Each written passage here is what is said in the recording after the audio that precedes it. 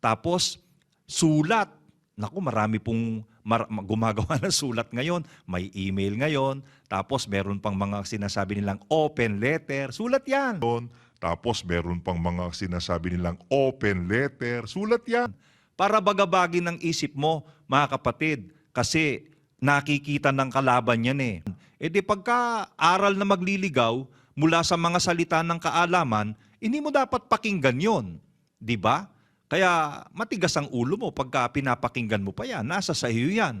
Pero kung ikaw may takot ka sa Diyos, salita ng Diyos yan eh. Magtigil ka, anak ko.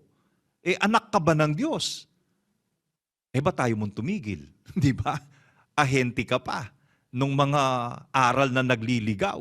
Nadinig mo na ba? Na ano mo na ba? Ba't kailangan pang anuhin yun? Ano ang ano mo? Anong ang tawag doon? Paladar? Ano ang appetite mo? Para yan ay pakinggan mo. Eh kalaban ng pananampalataya mo yan eh. Kalaban ng aral ni Kristo yan eh. Bakit ano kang makinig dyan? Diba? Yan, aksidente mang mapakinggan mo, nag-uumpisa pa lang, naaano ka na eh.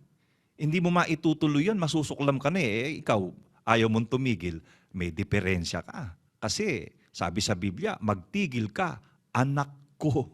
Sabi ng Biblia, kung anak ka, makinig ka sa sinasabi ng Diyos, tumigil ka. Bakit? Ginagamit ng demonyo yan para bagabagin ng isip mo, salita. Kaya hindi lahat ng salita papakinggan mo. Tapos, sulat. Naku, marami pong gumagawa ng sulat ngayon. May email ngayon. Tapos, meron pang mga sinasabi nilang open letter. Sulat yan.